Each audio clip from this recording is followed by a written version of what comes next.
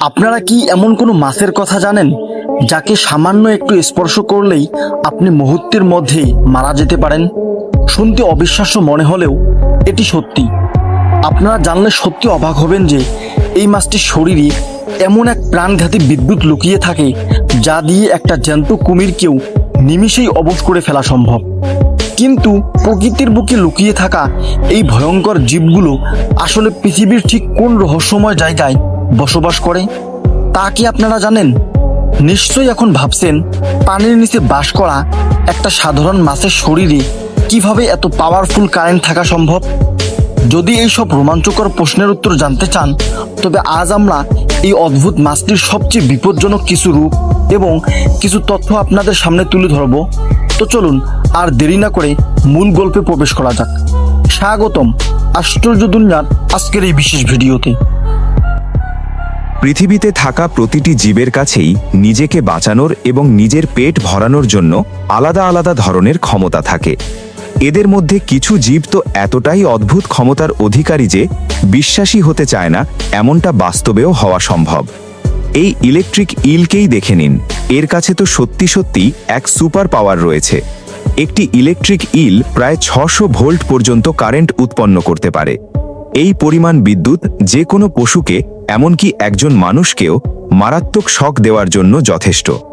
এই ঝটকা এতটাই তীব্র হয় যে এর কারণে মানুষের শ্বসনতন্ত্র সরাসরি জখম হতে পারে, এমনকি হার্ট অ্যাটাকের আশঙ্কাও থাকে, যার ফলে যে কোনো মানুষের মৃত্যু পর্যন্ত হতে পারে।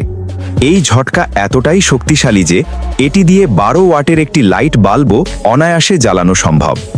সাধারণত এই ইলেকট্রিক ইল বিশ্বজুড়ে মোট 3টি প্রজাতির পাওয়া যায়। এর মধ্যে রয়েছে নাম্বার 1 ইলেকট্রোফোরাস ইলেকট্রিকাস, নাম্বার 2 ইলেকট্রোফোরাস ভারি, নাম্বার 3 ইলেকট্রোফোরাস ভোল্টাই। এই সবকটি প্রজাতি আমাজন নদী এবং তার আশেপাশের অঞ্চলগুলোতে সহজেই দেখা যায়।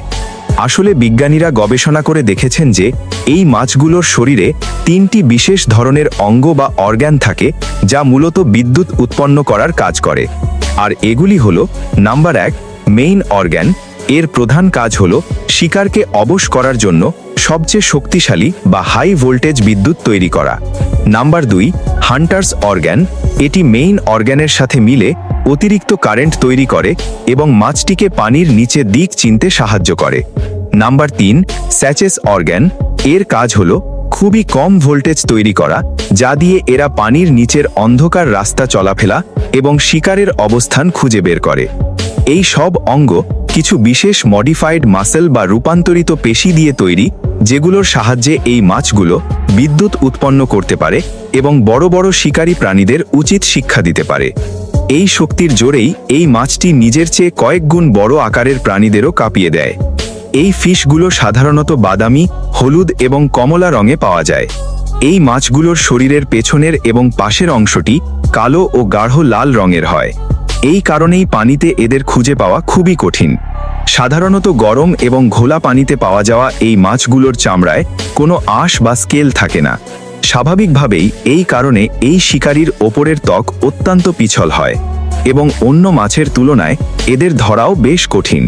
প্রায় 10 থেকে 12 বছর পর্যন্ত বেঁচে থাকা এই মাছগুলোর দৈর্ঘ্য 5 ফুটেরও বেশি হতে পারে এবং এদের ওজন 20 কেজি বা তার চেয়েও বেশি হতে পারে। অন্যদিকে আমাজন নদীতে সাঁতার কাটার সময় এদের গতিবেগ ঘন্টায় 8 কিলোমিটার বা।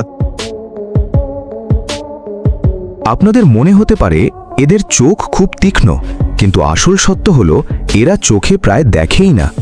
তাহলে প্রশ্ন হলো, এরা পানির নিচে চলে কিভাবে? আসলে চোখের বদলে এরা নিজেদের তৈরি এক ধরনের প্রাকৃতিক রাডার সিস্টেম ব্যবহার করে।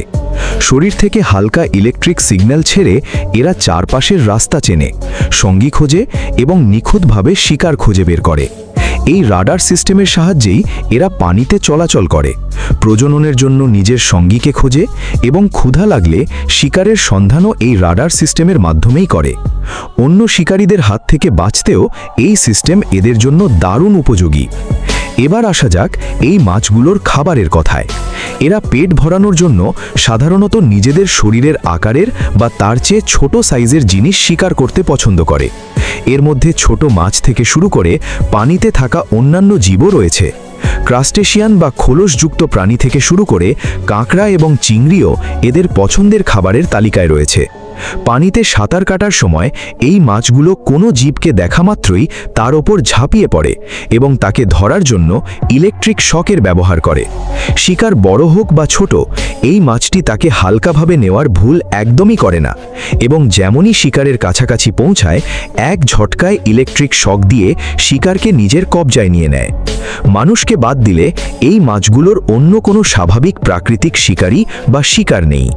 এই মাছটি যতই হিংস্র এবং বিপজ্জনক শিকারী হোক না কেন, প্রকৃতির ভারসাম্য বা নেচার্স ব্যালেন্স বজায় রাখার জন্য অন্য সব জীবের মতোই এই মাছগুলোরও একটি গুরুত্বপূর্ণ ভূমিকা রয়েছে। তবে গত কয়েক বছরে এদের সংখ্যায় ব্যাপক হ্রাস দেখা গেছে। আসলে এত বেশি বিপজ্জনক হওয়া সত্ত্বেও বেশ কিছু দেশের মানুষ এই মাছটি খেতে পছন্দ করে। এই কারণেই প্রতি বছর বিপুল পরিমাণে এদের শিকার করা হয়। তবে আশার কথা এটাই যে ইলেকট্রিক ইল প্রজননের পর একবারে প্রায় 20,000 ডিম দেয়, আর এটাই এই জীবের অস্তিত্ব টিকে থাকার জন্য আশার আলো। তো বন্ধুরা, প্রকৃতি আসলেই আমাদের কল্পনার চেয়েও কত বেশি অদ্ভুত, তাই না? তবে যাওয়ার আগে আপনাদের কাছে আমাদের একটা প্রশ্ন। আপনারা যদি কখনো আমাজন নদীতে ঘুরতে যান আর হঠাৎ সামনে এমন একটা ইলেকট্রিক ইল চলে আসে, তখন নিজেদের বাঁচাতে আপনারা ঠিক কি করবেন? কমেন্ট বক্সে আমাদের অবশ্যই জানান। আর সত্যি করে বলুন তো, এই মাছটির এমন ভয়ঙ্কর রূপ এবং এর ভেতরের এই অবিশ্বাস্য রাডার সিস্টেমের কথা কি আপনারা আগে জানতেন? আপনাদের মূল্যবান মতামত কমেন্টে লিখতে একদম ভুলবেন না, কারণ আপনাদের প্রতিটি কমেন্ট আমাদের দারুণ অনুপ্রাণিত করে। আশা করি ইলেকট্রিক ইলের এই রোমাঞ্চকর ভিডিওটি আপনাদের ভালো লেগেছে। যদি ভিডিওটি তথ্যবহুল মনে হয় তবে এখনই একটি লাইক দিয়ে দিন এবং আপনার বন্ধুদের সাথে শেয়ার করুন। আর হ্যাঁ, আপনি যদি আমাদের আশ্চর্য দুনিয়া চ্যানেলে নতুন হয়ে থাকেন তবে এই ধরনের রহস্যময় ভিডিও নিয়মিত দেখতে এখনই চ্যানেলটি সাবস্ক্রাইব করে পাশে থাকা বেল আইকনটি প্রেস করে দিন। আজকের মতো এখানেই বিদায় নিচ্ছি। দেখা হবে আবারও কোনো এক নতুন রহস্যের দুনিয়ায়। ধন্যবাদ।